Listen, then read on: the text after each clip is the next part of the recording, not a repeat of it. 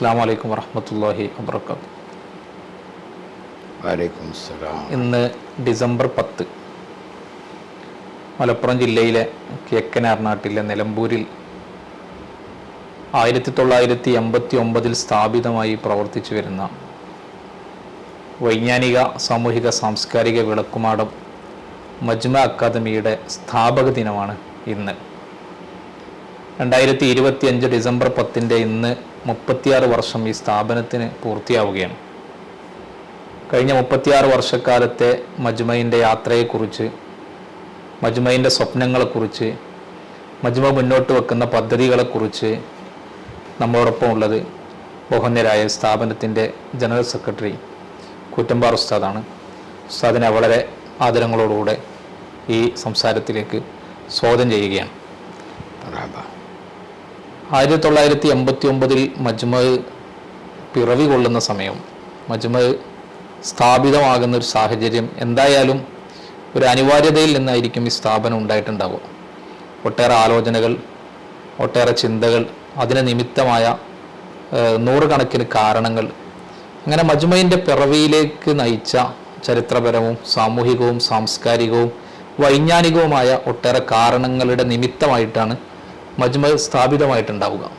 1989 മുതൽ 2025 ഈ 36 വർഷത്തെ യാത്രയിൽ ആ സ്ഥാപിത ലക്ഷ്യത്തിൽ നിന്നുകൊണ്ടുള്ള ഈ യാത്രയെ ഉസ്താദ്, ആ ലക്ഷ്യത്തെ നമുക്ക് എത്ര കണ്ട് നിർവഹിക്കാൻ കഴിഞ്ഞു, ഇപ്പോൾ എത്തി നിൽക്കുന്ന ആ യാത്രയെക്കുറിച്ച് ഉസ്താദ് ഒന്ന് സംസാരിച്ചു തുടങ്ങിയാൽ സന്തോഷവും. ബിസ്മില്ലാഹിർ റഹ്മാനിർ റഹീം. 1989 ആ കാലഘട്ടത്തെ സംബന്ധിച്ച് പഠിക്കുമ്പോഴാണ് നമുക്കതിൻ്റെ ഒരു സാഹചര്യം മനസ്സിലാക്കാൻ സാധിക്കും. കേരളത്തിൽ മലപ്പുറം ജില്ല ഒരു മുസ്ലിം ഭൂരിപക്ഷ പ്രദേശം. പക്ഷെ മലപ്പുറത്തിൻ്റെ വളരെ കിഴക്കേ അറ്റമാണ് നിലമ്പൂർ. നിലമ്പൂർ മലയോര പ്രദേശം. 6 നദികൾ ഈ പ്രദേശത്ത് ഒഴുകുന്നുണ്ട്. അതുകൊണ്ട് ഈ പ്രദേശത്തിൻ്റെ ഓരോ ഗ്രാമങ്ങളിലും താമസിക്കുന്നവർ അന്നത്തെ കാലത്ത് ഒറ്റപ്പെട്ട ജീവിതം. സമൂഹത്തിൻ്റെ മുഖ്യധാരയിലേക്ക് വരാൻ അവർക്ക് സാഹചര്യപരമായ ഒരുപാട് പ്രയാസങ്ങളുണ്ട്. അതുകൊണ്ട് തന്നെ ലോകത്തിൻ്റെ ഗതിവിഗതികളെക്കുറിച്ചുള്ള അറിവോ കാര്യങ്ങളോ അവർക്കില്ല. രണ്ടാമത്തത്, നിലമ്പൂർ ഒരു കൃഷിയോഗ്യ പ്രദേശമാണ്. റബ്ബർ, മറ്റ് കൃഷികളൊക്കെയാണ് ഇവിടുത്തെ. കർഷക തൊഴിലാളികളായ ആളുകൾ, ഈ മലയോരങ്ങളിലൊക്കെ ജോലി ചെയ്യുന്ന ആളുകൾ അവരുടെ ജീവിത വിഷയങ്ങളുമായി ബന്ധപ്പെട്ടു നിൽക്കല്ലാതെ പുറം ലോകം അവർക്ക് തീരെ അറിയില്ല. ആ ഒരു സാഹചര്യത്തിൽ തന്നെയാണ് ആ തലമുറയിൽ വരുന്ന പുതിയ കുട്ടികളെ വളർച്ച. ഈ ഒരു സാഹചര്യത്തിൽ നമ്മുടെ പണ്ഡിതന്മാരുടെ ഒക്കെ ഒരു കൂട്ടായ്മയിലും ഒറ്റക്കും ഇവിടെ നിന്നൊക്കെ ധാരാളം കുട്ടികൾ പുറം രാജ്യങ്ങളിൽ പഠിക്കാൻ വേണ്ടി പോയി.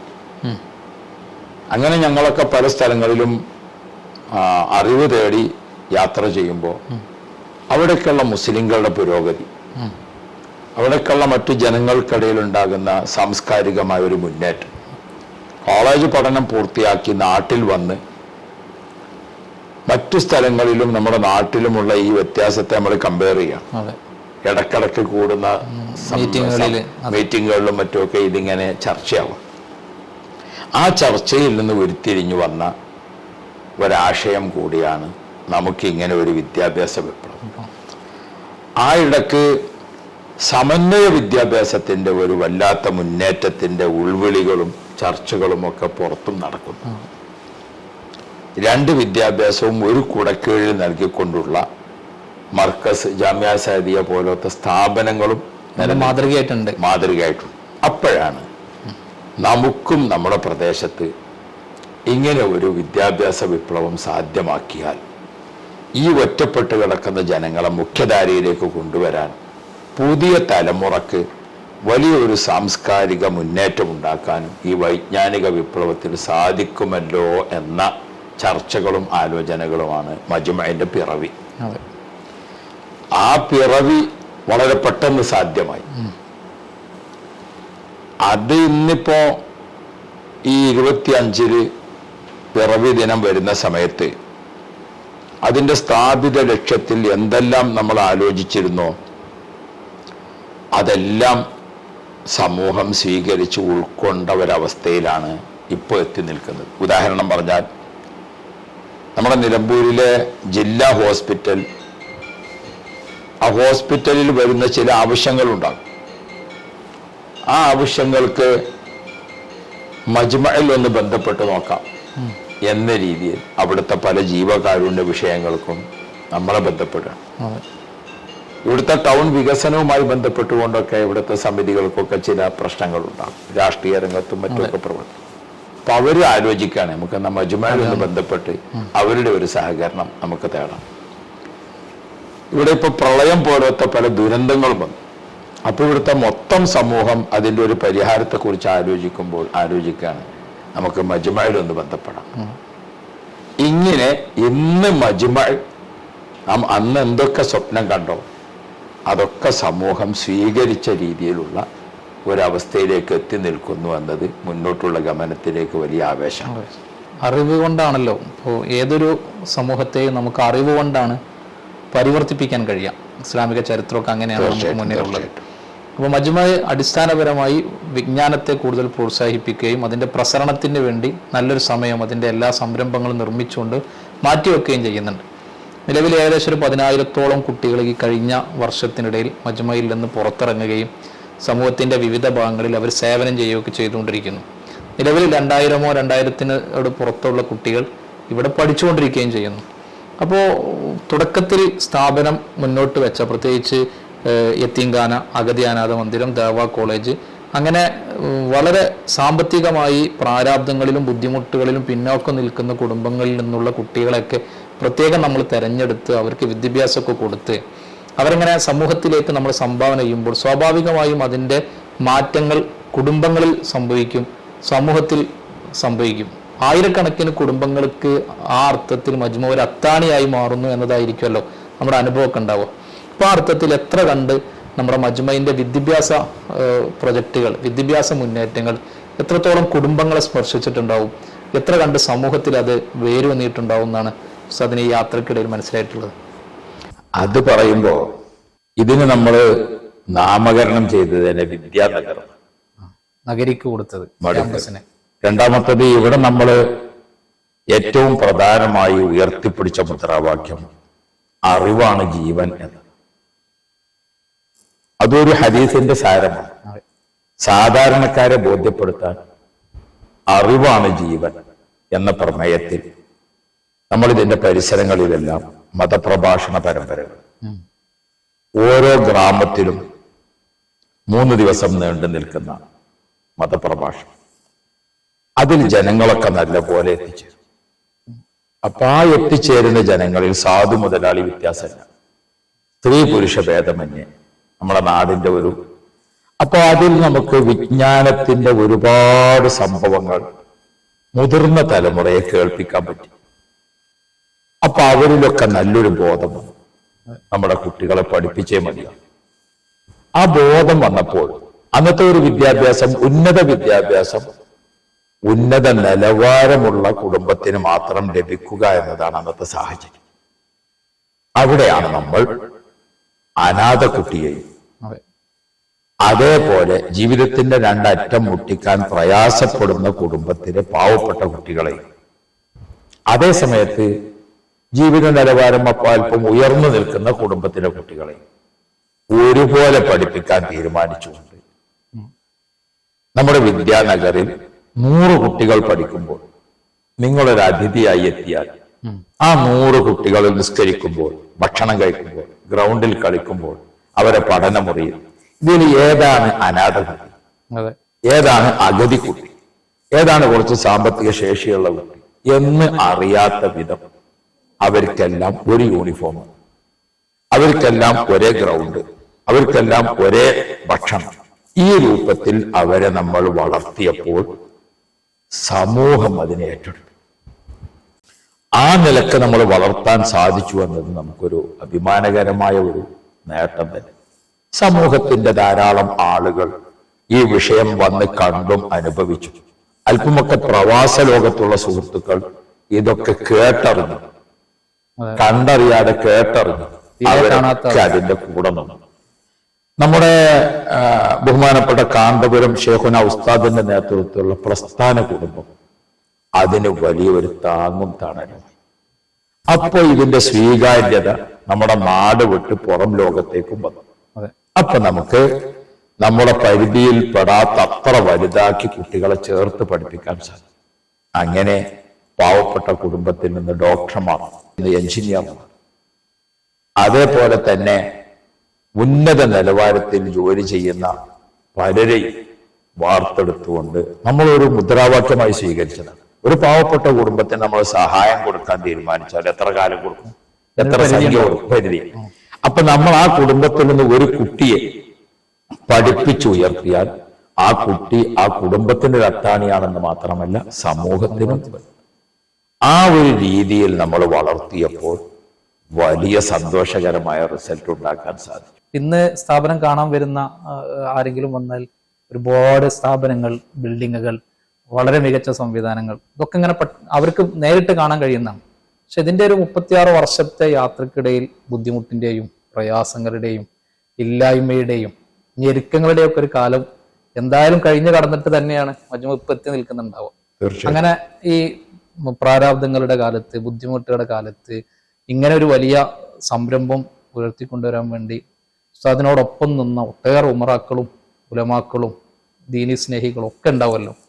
അവരെങ്ങനെയായിരിക്കും ഉസ്താദ് ഈ ഒരു 36ാം വാർഷിക ദിനമാണ് ഇന്ന് നമ്മളിങ്ങനെ ഇരിക്കുമ്പോൾ ഉസ്താദിന്റെ അവരെ ഇങ്ങനെ ഒരു ഓർക്കുമ്പോൾ എങ്ങനെയായിരിക്കും അവരോട് സ്മരിക്കുന്നുണ്ടാവുക? ഇത്രയും ഒരു വലിയ ഞെരുക്കങ്ങളുടെ കാലത്തൊക്കെ കൂടെ നിന്ന് ഇതിനെങ്ങനെ വളർത്തിക്കൊണ്ടുവരാൻ വേണ്ടി അവര് ചെയ്തൊരു സേവനങ്ങളൊക്കെ എങ്ങനെയായിരിക്കും ഉസ്താദ് ഓർക്കുന്നുണ്ടാവും? അത് അന്നത്തെ ഒരു സാഹചര്യം പറഞ്ഞാൽ ഇപ്പൊ ഈ മജ്മഅ് നിൽക്കുന്ന 5 ഏക്കർ ഭൂമി, അന്ന് ഒരേക്കർ 50,000 രൂപയാണ്. അപ്പൊ ഈ 5 ഏക്കർ ഭൂമി നമ്മൾ 2.5 ലക്ഷത്തിന് വാങ്ങുമ്പോൾ നമ്മുടെ കയ്യിൽ 2.5 രൂപ പോലും ഇല്ല. മറ്റൊന്ന് പറയുമ്പോ സമൂഹം ഇതിനൊന്നും ഏറ്റെടുക്കാൻ മാത്രം ബോധവൽക്കരണം അതും നടന്നിട്ടില്ല. വേറൊരു ചെറിയ സൈഡ് നമ്മൾ പറയുമ്പോൾ, ഒരു സംഭവം എന്നുള്ള നിലക്ക് പറയുമ്പോൾ ഇതിനെ സംബന്ധിച്ച് മനസ്സിലാക്കാത്ത കുറെ ആളുകളുടെ എതിർപ്പുകളും ഒരു ഭാഗത്തുണ്ട്. ഇതെല്ലാം കൂടി ചേർന്ന് നിൽക്കുന്ന സമയത്ത് നമ്മുടെ ഈ ഇപ്പോഴത്തെ വണ്ടൂർ നിയോജക മണ്ഡലം, നിലമ്പൂർ നിയോജക മണ്ഡലം, ഏറനാട് നിയോജക മണ്ഡലം ഒക്കെ ചേർന്ന ഒരു 20 പഞ്ചായത്തുകളിലെ പ്രമുഖരായ ഉമറാക്കൾ, അതേപോലെ തന്നെ പ്രായമുള്ളവരായ ഉലമാക്കൾ ഒക്കെ നമ്മുടെ കൂടെ ചേർന്ന് നിന്നത് വല്ലാത്തൊരു അനുഭവമാണ്. അതായത് നമ്മുടെ ഈ ഭൂമി വാങ്ങിയിട്ട് രജിസ്റ്റർ ചെയ്യാൻ സാധിക്കാതെ പ്രയാസപ്പെടും. അവർ നമുക്ക് അവരുടെ പാരത്രിക മോക്ഷം വിചാരിച്ചുകൊണ്ട് സംഭാവന നൽകിയത് ഒരു ഭാഗം, അതിനേക്കാൾ അവർ നമുക്ക് കടം തന്നുകൊണ്ട് സഹായിച്ചത് ഒരു ഭാഗം. അതേപോലെ തന്നെ താൽക്കാലികം കുറച്ച് ഭൂമി അവരുടെ ഒക്കെ പേര് രജിസ്റ്റർ ചെയ്യാൻ തീരുമാനിച്ചത്. നമ്മൾ പണം ഉണ്ടാക്കി കൊടുക്കുന്ന സമയത്ത് തിരിച്ച് ഇങ്ങോട്ട് തരിക. അങ്ങനെ നമ്മൾ വലിയൊരു ഒരുക്കങ്ങളൊന്നും ആകുന്നതിന് മുമ്പ് തന്നെ സ്ഥാപനം അങ്ങോട്ട് തുടങ്ങാൻ തീരുമാനിച്ചു. ഒരു താൽക്കാലിക ഷെഡ്. അന്നത്തെ ഒരു കഷ്ടപ്പാട് പറയുമ്പോൾ ആ താൽക്കാലിക ഷെഡിൽ ആരംഭിച്ചിരിക്കുന്ന കുട്ടികൾക്കുള്ള ഭക്ഷണം വാങ്ങുന്ന കടക്കാർ വർഷത്തിൽ ഒരുക്കണ്ടല്ലോ ഈ ദീപാവലി, കുറ്റിപിരിവ് എന്നൊക്കെ പറയണം. അന്നൊക്കെ നാടൻ മട്ടത്തിൽ കുറ്റിപിരിവാണ്. അന്ന് മുഴുവൻ സംഖ്യയിൽ കൊടുക്കണം. അത് കൊടുക്കാൻ കഴിയാത്തത് കൊണ്ട് അരിയും സാധനങ്ങളും വാങ്ങാൻ പോയ കടക്കാർ സാധനം കൊടുക്കാതെ പോയ ജോലിക്കാരനെ തിരിച്ചയച്ചു. ഇവിടെ സമയം രാവിലെ 10 മണിയായി. കുട്ടികൾക്കും ഉസ്താദുമാർക്കും ഒക്കെ ഭക്ഷണം കൊടുക്കണം. കടക്കാര് തരൂരാന്ന് പറയുകയും ചെയ്തിട്ടുണ്ട്. ആരോടാണ് ചോദിക്കാന്നറിയില്ല. അങ്ങനത്തെ ചില ഘട്ടങ്ങൾ ഇതിന് പിന്നിട്ടിട്ടുണ്ട്. ആ സമയത്ത് നമ്മുടെ ഉമറാക്കൾ നമുക്ക് കടം തന്ന് സഹായിച്ചു എന്നത് ചെറിയ കാര്യമാണ്. ചിലപ്പോ ഒരു സദക്ക കിട്ടുന്നതിനേക്കാൾ വലുതാണ് നമുക്കൊരു സംഖ്യ കടമായിട്ട് കിട്ടും. ആ കടം അവർ തരുമ്പോ അവരെ മനസ്സിൽ ഇതൊരു നിശ്ചിത ഡേറ്റിന് തിരിച്ചു കിട്ടുന്നൊന്നും പ്രതീക്ഷയില്ല. കാരണം ഇവിടുത്തെ സ്ഥിതി അതല്ല. അങ്ങനെ ഉമറാക്കൾ ഒപ്പം നിന്നു എന്നത് അതൊരു വാക്കുകളെ കൊണ്ട് പറഞ്ഞു തീർക്കാൻ പറ്റുന്ന രീതിയിലല്ല. മറ്റൊരു കാര്യം, ഇങ്ങനെയൊക്കെ മജ്മയിൽ പ്രയാസമുണ്ടെന്ന് അറിഞ്ഞപ്പോ ഈ ഗ്രാമങ്ങളിലൊക്കെയുള്ള സാധാരണക്കാർ അവരിങ്ങോട്ട് അവരുടെ വീട്ടിലുള്ള വിഭവങ്ങളുണ്ട്. തേങ്ങയുള്ളവര് തേങ്ങ, മുരിങ്ങയുള്ളവര് മുരിങ്ങ, അങ്ങനെ സാധനങ്ങൾ ഉണ്ടാക്കിയിട്ട് അവർ സ്ഥാപനത്തെ സഹായിക്കും. നമ്മുടെ സമസ്തയുടെ മുഷാവറ മെമ്പർ സ്ഥാനത്ത് വന്ന ബീരാൻകുട്ടി ഉസ്താദ് എടക്കര, അതേപോലെ തന്നെ നമ്മുടെ ബാപ്പു മുസ്ലിയാർ, ഇങ്ങനെയുള്ള പ്രഗത്ഭർ. ഞങ്ങളൊരു ചെറുപ്പക്കാരുടെ ഒരു നില, ഏകദേശമൊക്കെ ഒരു 4-5 വയസ്സിന്റെ ഒക്കെ പ്രായ വ്യത്യാസമൊക്കെ ഉണ്ടാകുമെങ്കിലും ഈ ഭാഗത്തൊക്കെയുള്ള പണ്ഡിതന്മാരൊക്കെ അതൊരു കൂട്ടായ്മയായി, നല്ലൊരു കൂട്ടായ്മയായി. ആ കൂട്ടായ്മ ഒരുമിച്ച് നിന്നത് ഇതിന്റെ മുന്നേറ്റത്തിന് വലിയൊരു വിജയം. 2029 മജ്മുഇന്റെ 40ാം വാർഷികം കഴിഞ്ഞ വർഷം തന്നെ പ്രഖ്യാപിക്കുന്നു. അത്ര സാധാരണ അല്ല, ഒരു 5 വർഷത്തെ അപ്പുറത്തെ വെച്ചുകൊണ്ട് ഒരു 40ാം വാർഷികം മജ്മുഇ പ്രഖ്യാപിക്കുന്നു. സ്വാഭാവികമായിട്ട് അതിനൊരു വലിയൊരു അജണ്ട ഉണ്ടാവുമല്ലോ. 2024 തന്നെ പറയുന്നു 40ാം വർഷം 2029 മജ്മുഇ ആചരിക്കുന്നു എന്ന്. എന്തുകൊണ്ടായിരിക്കും ഉസ്താദ് അങ്ങനെ ഒരു 40ാം വാർഷികം എന്നൊരു ആലോചന നേരത്തെ ഇങ്ങനെ തന്നെ ഒന്ന് പ്രഖ്യാപിക്കാനുള്ള ഒരു ആലോചന എങ്ങനെ വന്നതായിരിക്കും? സമൂഹത്തില് എല്ലാ വിഷയത്തിലും സമൂലമായ മാറ്റമുണ്ട്. ഈ മാറ്റത്തിൽ ഏറ്റവും കൂടുതൽ മാറ്റത്തെ സ്വീകരിച്ചു പോകുന്നത് പുതിയ തലമുറയാണ്. പക്ഷെ മുതിർന്ന തലമുറയിലെ നല്ലൊരു ശതമാനം ഇളം തലമുറയെ കുറ്റപ്പെടുത്തുന്നുണ്ട്, ആക്ഷേപിക്കുന്നുണ്ട്. പക്ഷെ അവരുടെ ആ മാനസികാവസ്ഥയും അവരുടെ ജിജ്ഞാസയും മനസ്സിലാക്കി അവർക്ക് കൊടുക്കേണ്ട രൂപത്തിൽ കൊടുത്തുകൊണ്ട് വളർത്തിയെടുക്കുന്നിടത്ത് മുതിർന്ന തലമുറക്ക് വേണ്ടത്ര താല്പര്യങ്ങളും കൂട്ടായ്മയും ഉണ്ടായെങ്കിലല്ലേ, അല്ലാതെ കുറ്റപ്പെടുത്തിയിട്ട് കാര്യമില്ല, അവഗണിച്ചിട്ടും കാര്യമില്ല. ചേർത്ത് പിടിച്ച് നന്നാക്കിയെടുക്കും. ഓരോ കാലഘട്ടത്തിലും മാറ്റങ്ങൾ ഉണ്ടാകും, എല്ലാറ്റിലും മാറ്റങ്ങൾ വരും. ഇപ്പൊ വന്നിരിക്കുന്നത് ഒരു കുതിച്ചുചാട്ടം. ഈ കുതിച്ചുചാട്ടത്തിനൊപ്പം നമ്മുടെ മക്കളെ നമുക്ക് സംരക്ഷിക്കാൻ കഴിയണമെങ്കിൽ അവർ ദാഹിക്കുന്ന രൂപത്തിൽ അവർക്ക് കൊടുക്കാൻ നമ്മുടെ അടുത്ത് വിഭവങ്ങളുണ്ട്. ഇത് ലക്ഷ്യം വെച്ചുകൊണ്ട് നിലമ്പൂർ റെയിൽവേ സ്റ്റേഷൻ പരിസരം, അതായത് ഊട്ടി, മൈസൂർ, ബാംഗ്ലൂർ ഭാഗത്ത് നിന്ന് പുറപ്പെടുന്ന ദീർഘദൂര ബസ്സുകൾക്കും തിരുവനന്തപുരം മുതൽക്ക് ഇങ്ങോട്ട് യാത്ര ചെയ്തു വരുന്ന ആളുകൾക്കും ഒക്കെ എത്തിച്ചേരാൻ പറ്റാവുന്ന നിലമ്പൂരിന്റെ ഒരു യാത്രാ സൗകര്യമുള്ള ഏരിയയിൽ റോഡ് സൈഡിൽ തന്നെ 25ഓളം ഏക്കർ സ്ഥലം നമ്മളിപ്പോൾ സ്വന്തമാക്കി അവിടെ കേന്ദ്രീകരിച്ചുകൊണ്ട് പുതിയ തലമുറക്ക്, ഈ IT യുഗത്തിലുള്ള പുതിയ തലമുറക്ക് ഒരു വിദ്യാഭ്യാസ വിപ്ലവം സാധ്യമാക്കുക എന്നത് കണ്ടുകൊണ്ടാണ് നമ്മൾ അല്പം നേരത്തെ 40ാം വാർഷികം പ്രഖ്യാപിച്ച് മുന്നോട്ട് പോകും. സ്വാഭാവികമായും നേരത്തെ വരാനിരിക്കുന്ന ഒരു കാലത്തേക്ക് പ്രൊജക്റ്റുള്ള മജ്മുഇ ഇപ്പോൾ തന്നെ നിർവഹിച്ചുകൊണ്ടിരിക്കുന്ന സ്ഥാപനങ്ങൾ, നമ്മുടെ ഇംഗ്ലീഷ് സ്കൂളാണെങ്കിൽ CBSE അഫിലിയേഷനിൽ 1000-ലധികം കുട്ടികൾ പഠിക്കുന്നു. NCVT അഫിലിയേഷനുള്ള നമ്മുടെ ITI മനോഹരമായി പ്രവർത്തിച്ചുകൊണ്ടിരിക്കുന്നു. മാഹിറ വിമൻസ് അക്കാദമി പെൺകുട്ടികൾക്ക് വേണ്ടിയുള്ള വിദ്യാഭ്യാസ പ്രവർത്തനങ്ങൾ നിൽക്കുന്നു. നമ്മുടെ ദേവ കോളേജ് ജാമിയത്തുൽ ഹിന്ദിന്റെ കീഴിൽ മികച്ച സേവന പ്രവർത്തനങ്ങളായി മുന്നോട്ട് പോകുന്നു. അപ്പം നിലവിലുള്ള മജ്മുഇലെ തന്നെ ക്യാമ്പസിലുള്ള സംരംഭങ്ങൾ തന്നെ ഏറ്റവും നൂതനമായ വിദ്യാഭ്യാസ പ്രൊജക്ടുകളിലേക്ക് പോകുമ്പോൾ സ്വാഭാവികമായും ഉസ്താദ് നേരത്തെ പറഞ്ഞ ആ വിശാലമായ ആശയത്തിലേക്ക് നമുക്ക് വേഗം എത്തിപ്പിടിക്കാൻ കഴിയുമെന്ന് തന്നെയാണ് വിചാരിക്കുന്നത്. ഞാൻ മജ്മുഇൽ നിന്ന് പുറത്തേക്ക് ഇറങ്ങിയ ഒരു ചോദ്യം ചോദിക്കുകയാണെങ്കിൽ, ഇപ്പോൾ ഡിസംബർ 10 യാദർച്ഛികയിൽ സംഭവിച്ചതായിരിക്കും ഒരു ലോക മനുഷ്യാവകാശ ദിനമായി ലോകം മുഴുവൻ ആചരിക്കുന്ന ഒരു ദിവസം കൂടിയാണ് ഡിസംബർ 10. നമ്മളിന്ന് ഇരിക്കുന്ന ഡിസംബർ 10 ഇന്ന് ലോക മനുഷ്യാവകാശ ദിനം കൂടിയാണല്ലോ. ലോകത്തിന്റെ വിവിധ ഭാഗങ്ങളിൽ വേദനിക്കുന്ന ഒരുപാട് മനുഷ്യരുടെ ചിത്രങ്ങൾ നമ്മൾ കാണുന്നു, വിവരങ്ങൾ നമ്മൾ കേൾക്കുന്നു, പത്രമാധ്യമങ്ങൾ നമ്മൾ വായിക്കുന്നു, ഫലസ്തീനിലെ ദുരിതങ്ങൾ നമ്മൾ വായിക്കുന്നു.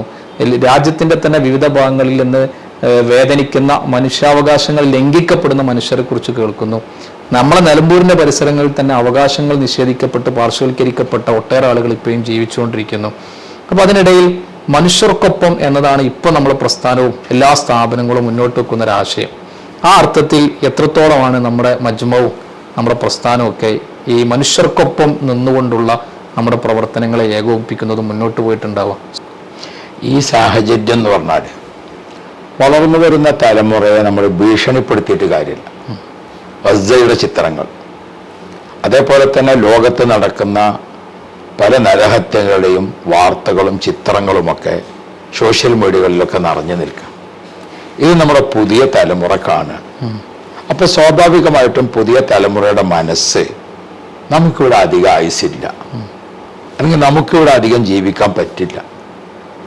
ഒരു കലുഷിതമായ അന്തരീക്ഷത്തിൽ നമ്മളൊക്കെ എപ്പോഴും നഷ്ടപ്പെട്ടു പോകാം. അപ്പൊ കുട്ടികൾക്കൊരു ഭാവിയെ പറ്റിയുള്ള ആലോചനയും കരുതലും ഇല്ലാതെ പോകും. ഒരു ദീർഘദൃഷ്ടി കുറഞ്ഞ കുട്ടികളായി വരും. ഈ ഒരു സാഹചര്യത്തിൽ നമ്മൾ കുട്ടികളെ ഭീഷണിപ്പെടുത്തിയും മറ്റുള്ള സ്വരവും മാറ്റിയിട്ട് അവരെ ചേർത്ത് പിടിക്കുന്നതോടൊപ്പം കുട്ടികൾക്ക് പ്രതീക്ഷ കൊടുക്കണം. പ്രതീക്ഷ കൊടുത്തുകൊണ്ട് അവരെ നമ്മൾ കൂടെ നിർത്തണം.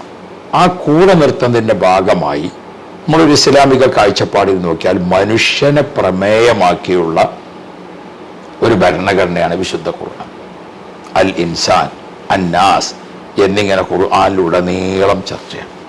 പ്രതികൂല സാഹചര്യങ്ങളിലെല്ലാം ഇസ്ലാം കടന്നു വന്നപ്പോൾ ഉണ്ടായ ഓരോന്നും ഖുർആൻ വിശദീകരിക്കുന്നുണ്ട്. അതിൽ നിന്ന് പാഠം ഉൾക്കൊണ്ടുകൊണ്ട് അതേപോലെ ലോകത്ത് വിപ്ലവം സാധ്യമാക്കിയ ഒട്ടേറെ രാഷ്ട്രങ്ങളും ഒട്ടേറെ മനുഷ്യരുമുണ്ട്. അവരുടെ ചരിത്രങ്ങളിൽ നിന്നൊക്കെ പാഠം ഉൾക്കൊണ്ടുകൊണ്ട് ഈ ഒരു പ്രത്യേക സാഹചര്യത്തിൽ നമ്മുടെ നാട്ടിനെ പരിവർത്തിപ്പിക്കുന്നതിനുള്ള ഒരു യാത്രയാണ് നമ്മൾ ഉദ്ദേശിക്കുന്നത്. ആ യാത്രയിൽ നമുക്ക് ഒട്ടേറെ ആളുകൾക്ക് സാമ്പത്തിക സഹായം വേണ്ടി വരും, ചികിത്സാ സഹായം വേണ്ടി വരും, താമസ സൗകര്യം ചെയ്തു കൊടുക്കേണ്ടി വരും. കാരണം ദാഹത്തിന് ജലം കിട്ടാത്തവന്റെ മുമ്പിൽ നമ്മൾ മറ്റൊന്നും പറഞ്ഞിട്ട് കാര്യമില്ല. അയാൾക്ക് ദാഹജലമാണ് ആവശ്യമുള്ളത്. വിശപ്പ് സഹിക്കാൻ കഴിയാത്തവന് ആവശ്യമുള്ളത് ഭക്ഷണം കിട്ടലാണ്. വേദന സഹിക്കാൻ കഴിയാത്ത ആൾക്ക് ആവശ്യമുള്ളത് മരുന്ന് കിട്ടലാണ്. ഇങ്ങനെ ഓരോ ആളുകളും ദാഹിക്കുന്നത് കൊടുക്കാൻ കഴിഞ്ഞെങ്കിൽ അവരെ നമുക്ക് കൂടെ നിർത്തി കൊണ്ടുപോകാൻ സാധിക്കുള്ളൂ. നമ്മുടെ പൂർവികരായ ആത്മീയ ഗുരുക്കളുടെ ചരിത്രം പഠിച്ചാൽ പ്രത്യേകിച്ചും അത് കൂടുതൽ കാണും. നമ്മുടെ ആത്മീയ ഗുരുക്കളുടെ ആരുടെ ചരിത്രത്തിലും കണ്ണു കാണാത്തവരെ, വികലാംഗരെ, കഷ്ടപ്പെട്ടവരെ ചേർത്ത് പിടിക്കുന്നത് കാണും. അതേപോലെ തന്നെ ഇന്ന് രാഷ്ട്രീയത്തിൻ്റെയോ മതത്തിൻ്റെയോ ഒക്കെ പേരിലുള്ള ഒരു വേർതിരിവുകൾ, വർഗീയപരമായ രീതികൾ ഒക്കെ വരികയാണ്. ഇതും നമുക്ക് നോക്കിയാൽ ഇപ്പോൾ ഇന്ന് കാണുന്ന പണ്ഡിതന്മാരുടെ എല്ലാം ഗുരുവര്യരാണ് കേരളത്തിൽ ബഹുമാനപ്പെട്ട ബഹറുൽ ഉലൂം ഓക്കെ ഉസ്താദ്. അവരുടെയൊക്കെ ചരിത്രം വായിക്കുമ്പോൾ ഓക്കെ ഉസ്താദിൻ്റെ ഒക്കെ വളരെ അടുത്തൊരു കൂട്ടുകാരനാണ് അപ്പുണ്ണി എന്ന സ്നേഹിതൻ. മമ്പറം തങ്ങളെ ചരിത്രം വായിക്കുമ്പോൾ നമുക്കൊക്കെ പരിചയം, ഉമർ ഖാദി തങ്ങളെ ചരിത്രം വായിക്കുമ്പോൾ പരിചയം. ഇതൊക്കെ ചരിത്രത്തിൽ നിൽക്കുന്നത് നമ്മൾ വായിച്ച് മനസ്സിലാക്കി പുതിയ തലമുറയോട് നമ്മൾ സംവദിക്കണം. അവരോട് നമ്മുടേതാണ് ഈ രാജ്യം, നമ്മുടേതാണ് ഈ സമൂഹം, അടുത്ത ഭാവി, ഇതിൻ്റെ പതാക പിടിക്കേണ്ടവർ നിങ്ങളാണ്, ഇതിൻ്റെ ഭരണസാരഥ്യത്തിലേക്ക് വരേണ്ടവർ നിങ്ങളാണ്. ഇന്ന് കാണുന്ന ഈ വിദ്യാഭ്യാസ വിപ്ലവത്തിൻ്റെ കൂടെ നിന്നുകൊണ്ട് അടുത്ത ഈ തലമുറയുടെ മന്ത്രിമാരും അടുത്ത ഈ തലമുറയുടെ IAS-കാരും നിങ്ങളാണ് എന്ന് ബോധ്യപ്പെടുത്തി കൊടുത്തുകൊണ്ട് അവർക്കും കൂടി നല്ല ഒരു ബോധവൽക്കരണം നടത്തിക്കൊണ്ടുള്ള ഒരു വിപ്ലവത്തെയാണ് നമ്മൾ മുന്നിൽ കാണുന്നത്. അപ്പോഴേ നമുക്കത് വിജയിപ്പിച്ചെടുക്കാൻ കഴിയുകയുള്ളൂ എന്ന ധാരണയിലാണ്, എന്ന വിശ്വാസത്തിലാണ് മജ്മഅ മുന്നോട്ട് പോകുന്നത്. അങ്ങനെ അവസാനിപ്പിക്കാൻ തോന്നുന്നു. മജ്മഅന്റെ ഈ കഴിഞ്ഞ യാത്രക്കിടയിൽ നിസ്വാർത്ഥരായ ലക്ഷക്കണക്കിന് മനുഷ്യർ, സ്ഥാപനത്തെ കണ്ടവരുണ്ട്, കാണാത്ത കുറേ ആളുകളുണ്ട്.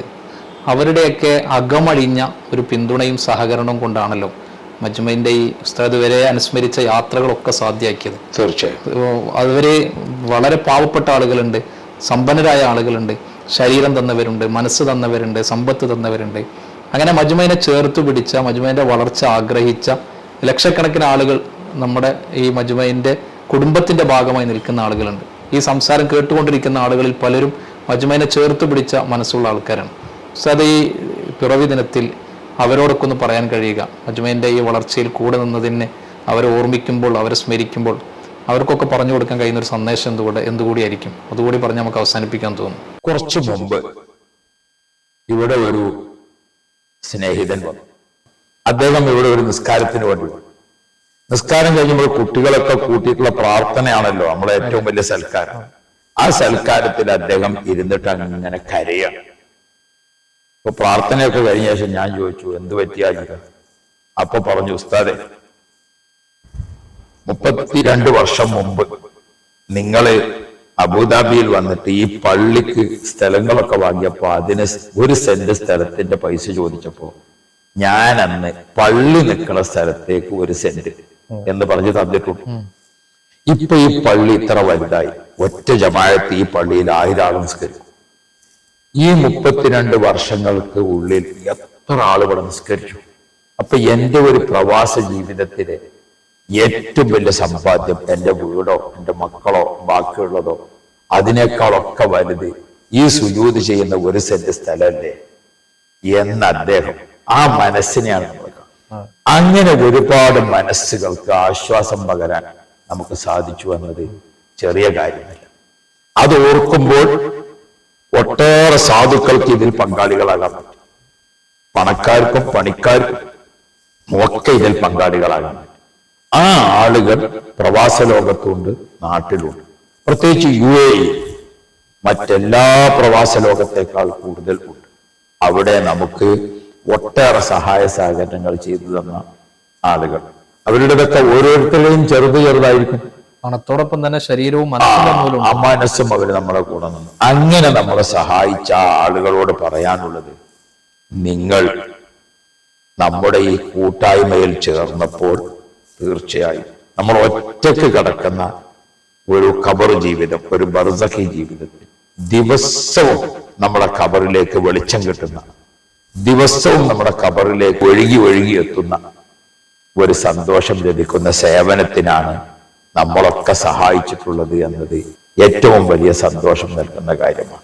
ഏതായാലും അൽഹംദുലില്ലാഹ്, കഴിഞ്ഞ കാലങ്ങളിൽ നമ്മുടെ എല്ലാം കൂട്ടായ്മക്ക് ഇത്ര വലിയ ഒരു സേവനം ചെയ്യാൻ സാധിച്ചതിൽ ഈ സ്ഥാപക ദിനത്തിൽ എല്ലാവരെയും ഹൃദയത്തിൽ ചേർത്ത് പിടിച്ചുകൊണ്ട് സർവശക്തൻ എല്ലാവരെയും അനുഗ്രഹിക്കട്ടെ എന്ന് പ്രാർത്ഥിക്കുന്നതോടൊപ്പം അൽഹംദുലില്ലാഹ്, ഇതിന്റെ ഒരു വളർച്ച ഇപ്പോൾ ഈ കാണുന്ന 10 ബിൽഡിങ്ങിലായി കാണുന്ന 3000-ഓളം കുട്ടികൾ പഠിക്കുന്ന ഇതിനു പുറമെ നിലമ്പൂരിന്റെ കുഗ്രാമങ്ങളിലും ഗ്രാമങ്ങളിലും നഗരങ്ങളിലും പട്ടണങ്ങളിലും ഒക്കെ നമ്മൾ ഒരാൾ യാത്ര ചെയ്താൽ ഇസ്ലാമിയ നൂറുകണക്കിന് പള്ളികൾ മജ്മഅന്റെ നേതൃത്വത്തിൽ സ്ഥാപിതമായ പള്ളി എന്ന് പറഞ്ഞുകൊണ്ട് നമുക്ക് കാണാൻ സാധിക്കും. ഇതിന്റെ ഗ്രാമങ്ങളിലെല്ലാം 108 പള്ളികൾ സ്ഥാപിക്കാൻ നമുക്ക് സാധിച്ചു. 2 പള്ളികൾ ഇപ്പോൾ നിർമ്മാണത്തിലാണ്. അൽഹംദുലില്ലാഹ്, ഇതിനൊക്കെ നമ്മോടൊപ്പം നിന്ന എല്ലാവർക്കും അള്ളാഹു ഖൈർ നൽകുമാറാവട്ടെ. നമ്മുടെ സഅയ് അള്ളാഹു കബൂൽ ചെയ്യട്ടെ എന്ന് ദുആ ചെയ്യാം.